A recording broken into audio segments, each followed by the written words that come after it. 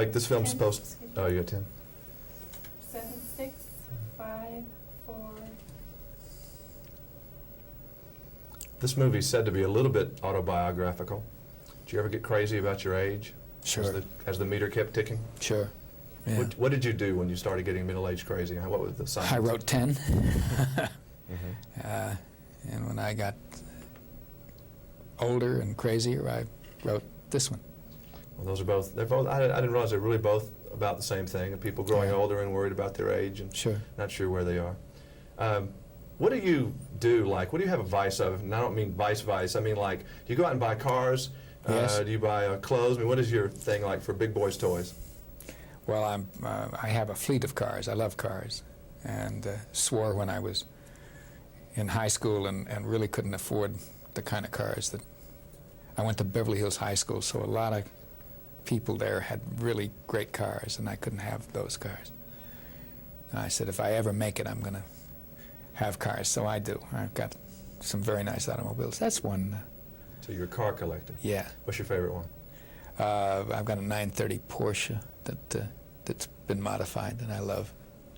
Do you just look at them, or you're actually going? Oh and no, drive them? I drive them. You can't drive them much anymore. I mean, to the degree you'd like to, but I love them. So what does Julie say when you come home, dragging home another car? Well, it's not that bad. It used to be worse than it is now. I have a Porsche and I have a Ferrari, and that's about it. Now, you made this movie at your house. Was this a ploy so you could sleep late in the morning? No. Or, you have a beautiful home. Thank you. Now, we didn't intend to do it there. We tried to find another house. It's very difficult.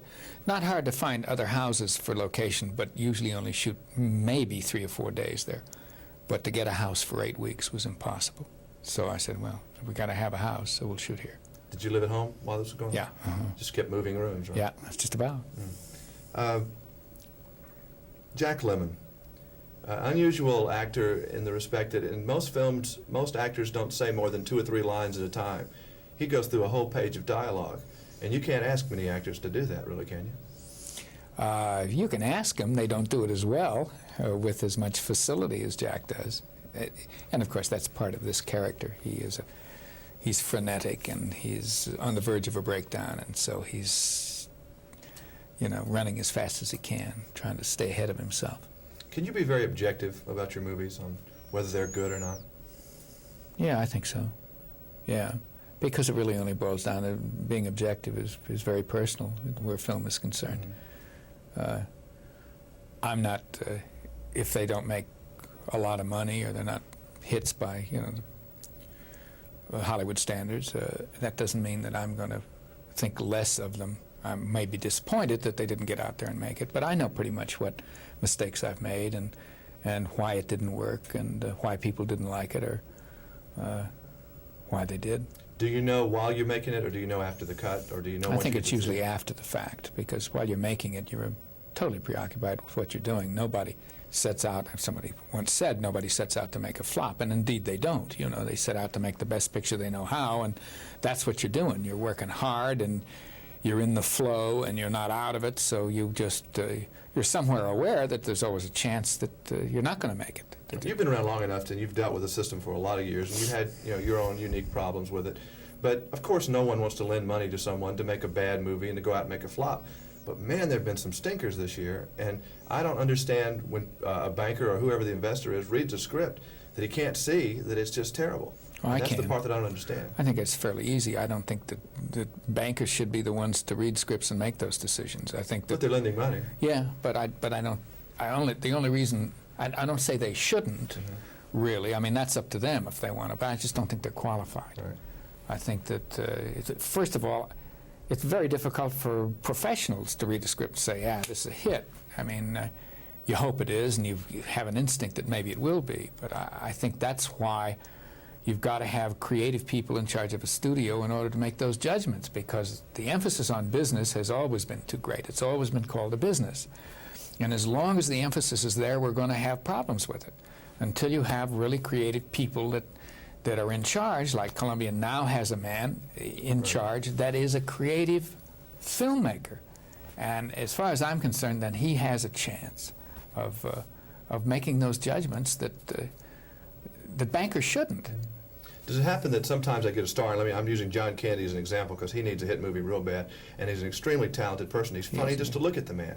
But some of the words that he is asked to say are not funny, and I think they expect the actor to clean it up or improv or do something to make it better. Is that the case, you think? Well, I think quite often they'll hire somebody saying, well, he's funny and therefore it's going to be funny. You know, he looks funny or he'll come up with the right. I think that there is that kind of syndrome that goes on. It's dumb, but I think it exists. And I think that one of the main reasons is that that comedy has changed a lot, that they aren't perceiving that most of the stuff that is out there is not all that funny.